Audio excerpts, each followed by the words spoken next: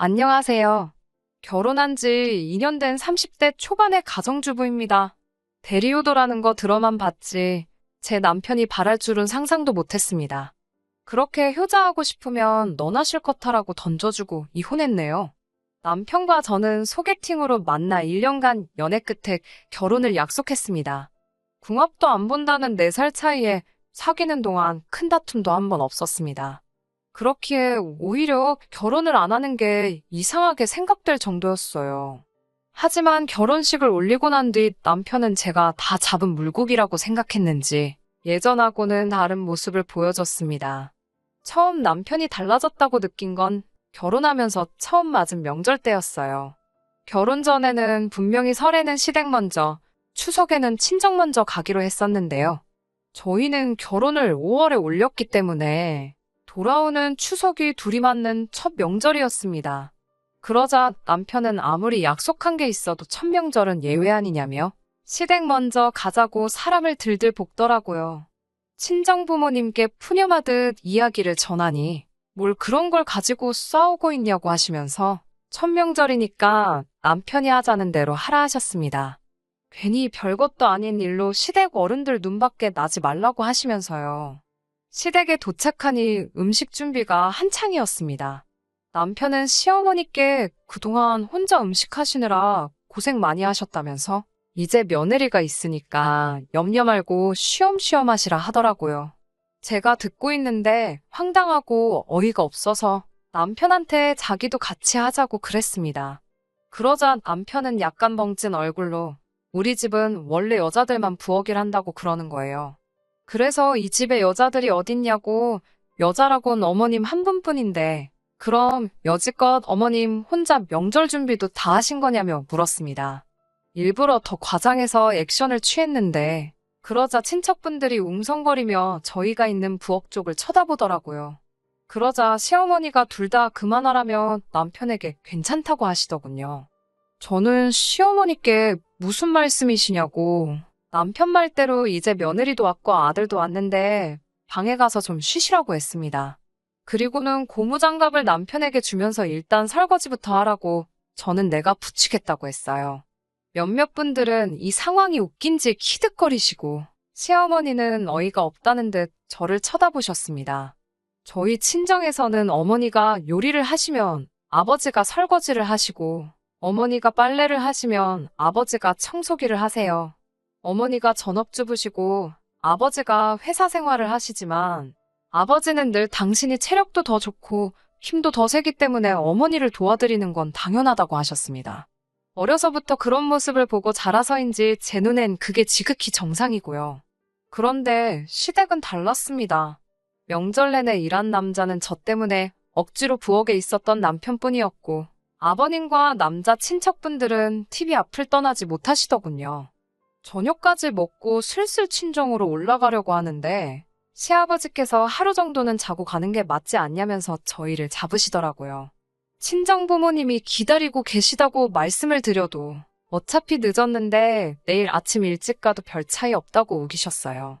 급기야 이 어둠에 남편이 운전이라도 하다 사고라도 나면 제가 책임질 거냐고 물으시는 거예요.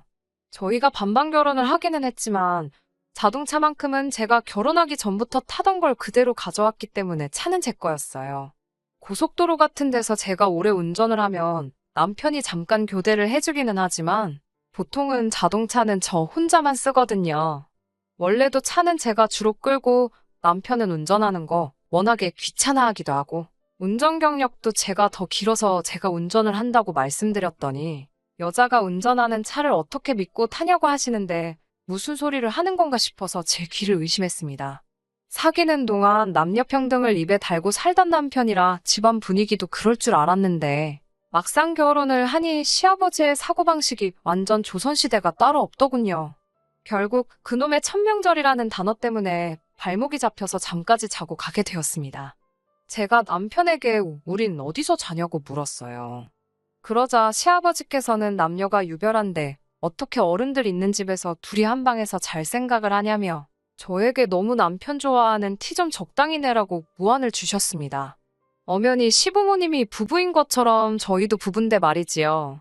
급기야 시어머니께서는 저는 당신과 자고 남편과 시아버지는 거실에서 자면 되겠다고 하시더군요. 남편이 결혼하면서 독립을 하자 두 분이 평수가 작은 집으로 이사를 하셨거든요. 그나마 방 두 개 중 하나는 옷방으로 쓰고 계셨기에 사실 누가 자고 갈 만한 상황이 아니었는데 억지를 쓰신 거지요. 게다가 화장실을 가려면 거실을 가로질러 가야 하는데 시아버지께서 트렁크 차림으로 거실에서 주무시고 계셔서 얼마나 민망했는지 모릅니다. 이튿날 차 막히기 전에 친정으로 출발하려고 아침 일찍 일어났어요. 그런데 시어머니가 아침은 먹고 가라며 또 잡으시더군요. 남편에게 결혼하고 나서 얼굴이 많이 상했다며 이게 다 어머니 밥을 못 먹고 죄다 인스턴트만 먹어서 그렇답니다. 어머니가 차려주는 밥상 언제 또 받아보겠냐며 먹고 가라고 고집을 피우셨습니다. 막말로 저희가 죽으러 가는 것도 아닌데 억지를 쓰시니 슬슬 짜증이 밀려왔어요. 저는 결국 저희 부모님도 저 목이 빠져라 기다리고 계실 거라고 남편한테는 아침 먹고 올 거면 아예 놀다가 버스 타고 천천히 올라오라고 했습니다. 저는 차 끌고 먼저 올라가겠다고요. 그제서야 남편도 시부모님께 가봐야겠다 말을 하더군요. 집으로 올라오는 차 안에서 제가 기분 나쁜 티를 팍팍 내고 있으니까 남편도 한마디 하더군요. 아무리 그래도 시부모님이 부탁을 하는데 그렇게 불편한 티를 내야 하냐고요. 그러면서 다음부터는 시부모님뿐만 아니라 어른들 앞에서는 남편을 존경하고 위하는 태도를 갖추라나요. 비록 남편이 저보다 4살 많은 오빠긴 했지만 저희가 무슨 학교 선후배 관계도 아니고요. 결혼했으면 동등한 관계 아닌가요? 제가 말 같지도 않아서 오빠나 똑바로 하라고 했습니다. 약속을 어기고 시댁에 갔으면 미안한 줄이나 알지 뭘 그렇게 기세등등하냐고요.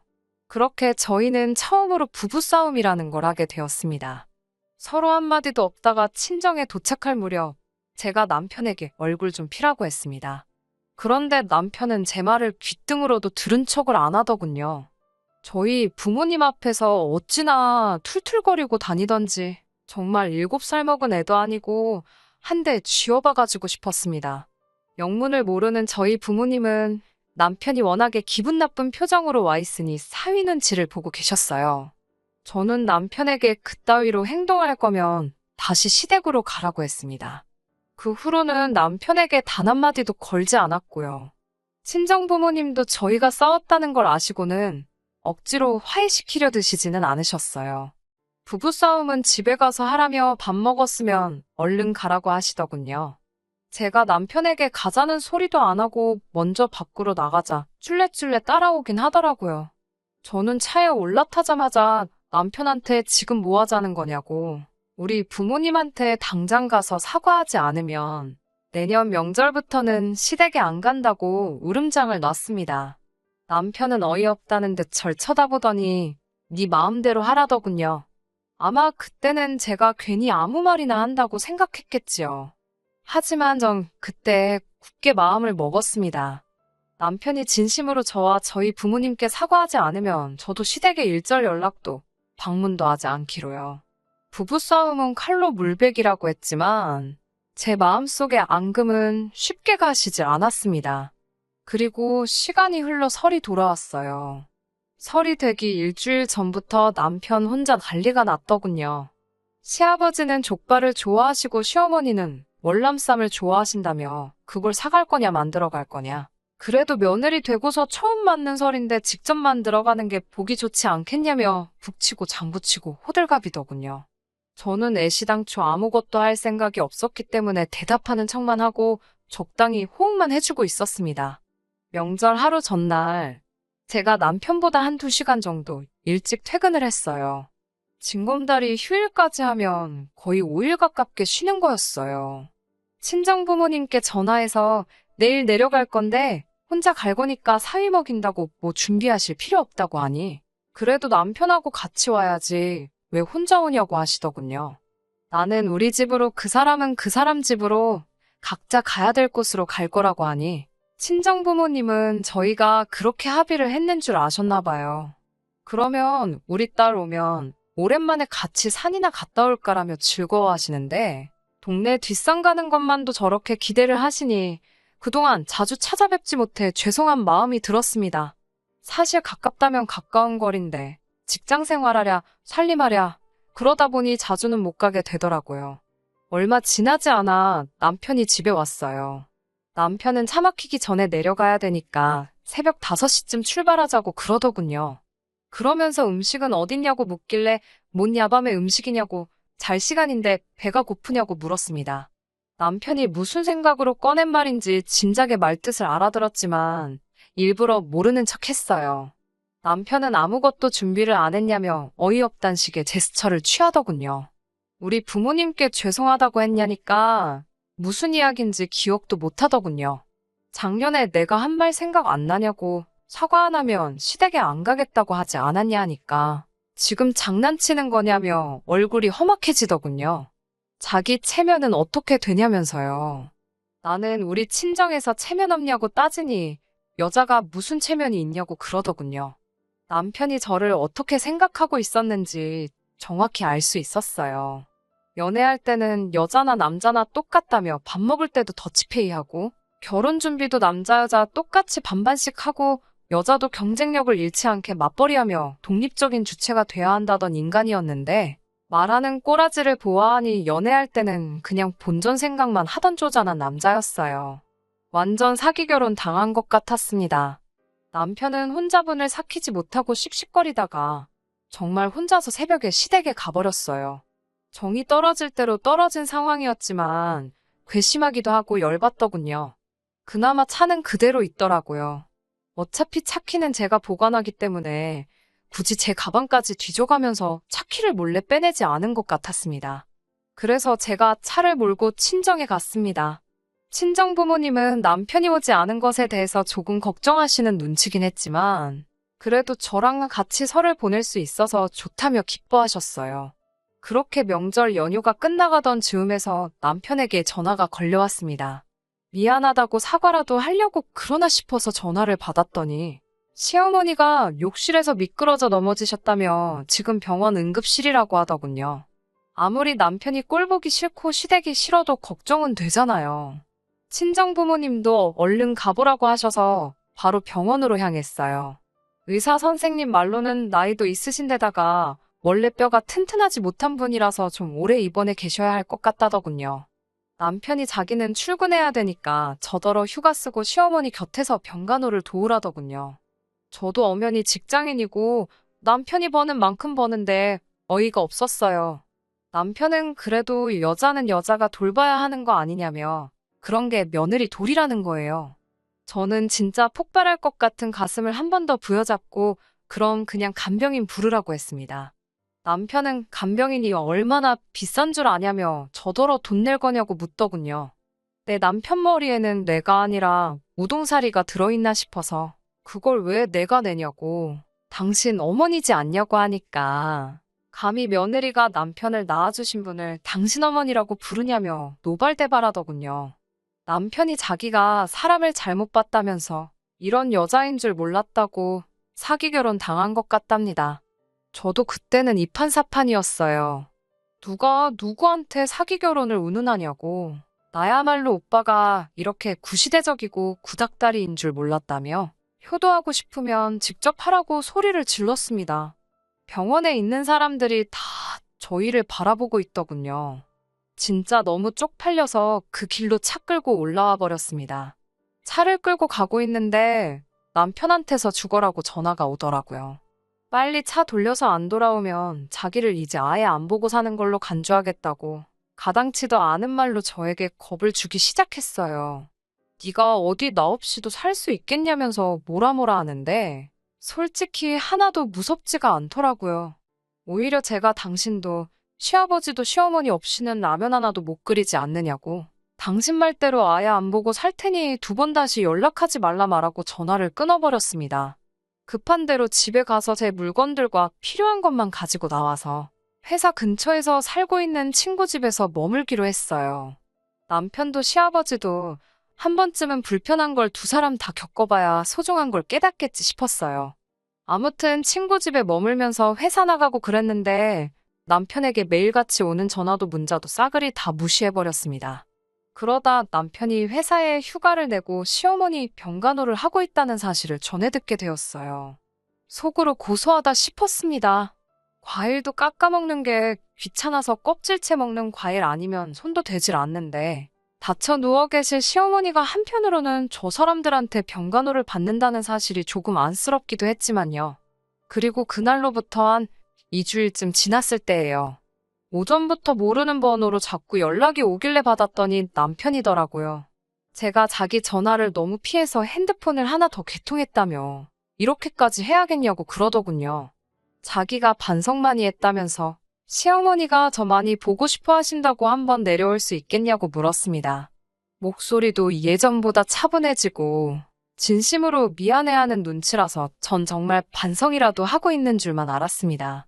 어쨌든 진심이 담긴 사과를 받았으니 저도 모른 척하고 있기는 조금 그랬어요.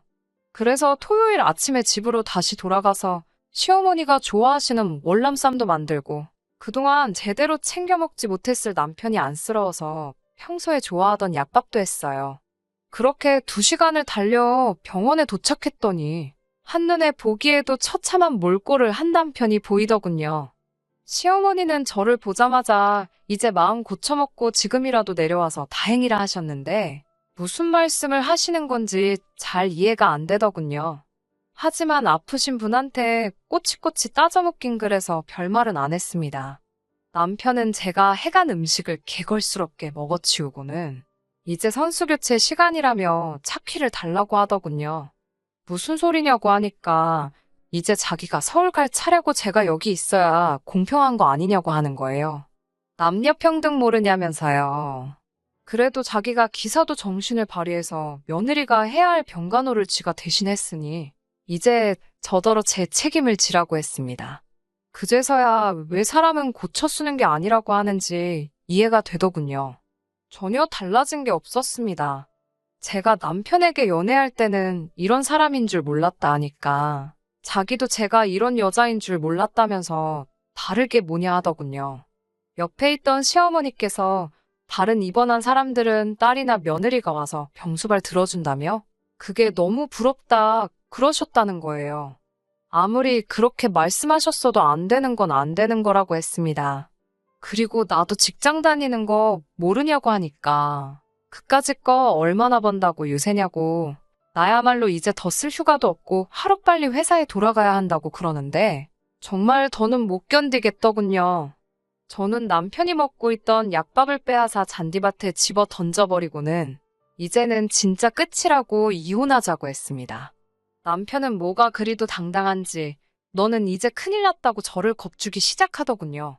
남편이 시어머니 병간호를 하는 동안 저는 짐 싸들고 집 나와서 별거를 하지 않았냐는 사실을 들먹이면서 여자가 집 나가서 가정에 소홀했으니 제가 파탄의 원인인 유책사유자가 되는 거 모르냐고 으름장을 놓더라고요. 저한테 이혼 소송을 걸어서 재산분할과 위자료로 제가 가진 모든 것을 뺏어버리겠다고 하더라고요. 어디서 그런 말을 들었냐고 물어보니 같은 병실을 쓰는 사람이 알려줬다고 합니다. 생각이 있으면 스스로 찾아보기라도 할 텐데 요즘 인터넷도 잘 되어 있어서 손가락 몇 번만 움직이면 그게 틀린 사실이란 것쯤은 순식간에 알 텐데 그런 노력조차 없이 잘 알지도 못하는 사람한테 들은 정보만 가지고 떠들어대니 우습지도 않더군요. 제가 집을 나갔던 건 사실이지만 집을 나가라고 먼저 말한 것도 남편이고 서로 간에 합의가 있었기 때문에 제가 친구 집에서 잠시 머물렀던 사실이 이혼 사유가 될 수 없다는 건 몰랐나 봐요. 남편이 틀렸다는 걸 딱히 정정해주지는 않았어요. 재산분할 역시 혼인기간이 길지가 않으니 각자 가져온 만큼 다시 나누는 건데 정확하게 반반 결혼을 했으니 더 줄 것도 덜 줄 것도 없었어요.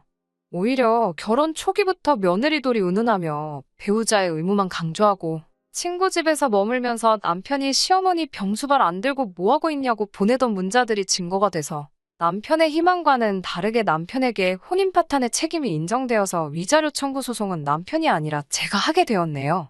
위자료라고 해봐야 안 받아도 그만인 적은 액수였지만 그동안의 정을 생각해서 합의하자며 구질구질하게 구는 꼬라지를 보아하니 안 받을 수가 없어서 탈탈 털어 받아냈습니다. 둘 사이에 아이가 있던 것도 아니고 요즘 이혼한 게 흠이 되긴 하나요. 지금은 당당한 돌아온 싱글이 되어서 살고 있습니다. 다른 건 몰라도 지금도 사람을 만날 때 가장 먼저 신경 쓰는 것이 바로 남녀평등을 운운하는 사람들입니다. 남녀평등 운운하는 사람 치고는 너무나도 이기적이었던 전 남편 때문인지, 정말 건강한 사고방식을 가지고 있는지, 아니면 전 남편처럼 자기가 유리할 때만 남녀평등을 운운하는 사람인지, 그것부터 유심히 살펴보게 되네요. 한편으로는 이러면 이런 대로 쭉 혼자 지내는 것도 나쁘지 않을 것 같다는 생각이 들 때도 있어요. 제 앞길에 새로운 인연이 있을지 없을지는 모르지만 벌써부터 걱정하지 말고 지금 당장은 저에게 주어진 상황을 즐기며 살아가 볼까 합니다. 끝까지 들어주셔서 감사합니다. 오늘의 사연은 여기까지입니다. 구독과 좋아요, 알람 설정 부탁드리고 더 좋은 사연으로 다시 찾아뵙겠습니다. 감사합니다.